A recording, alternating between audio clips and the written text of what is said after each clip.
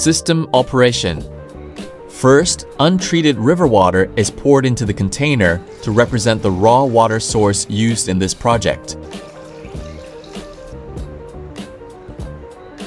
This sample shows the condition of the water before the filtration process, where the water appears turbid. Next, the filtration system is activated and the water begins to flow through the system.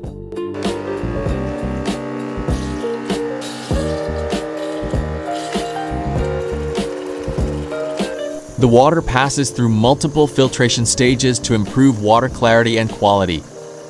During the filtration process, the filtered water continues to flow and gradually fills the clean water storage container.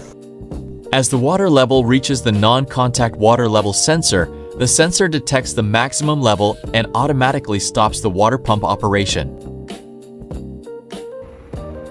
Next, the timer water dripping system is activated to control the water distribution process. The drip water pump then transfers the filtered water automatically to the plants for irrigation purposes.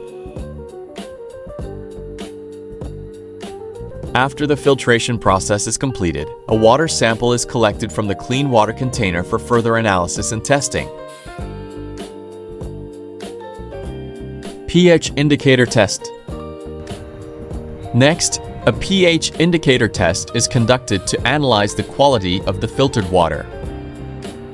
The pH indicator solution is added into both water samples to observe color changes and identify the pH characteristics of the water. A comparison test is then carried out using 3 different water sources, which are lake water, river water, and pond water. Plant growth comparison. Next, a plant growth comparison is conducted using mung bean plants irrigated with tap water and filtered water.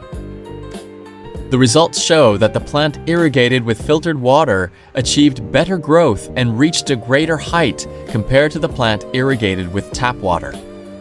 In conclusion, the automated river water filtration system was successfully developed to improve water quality and clarity.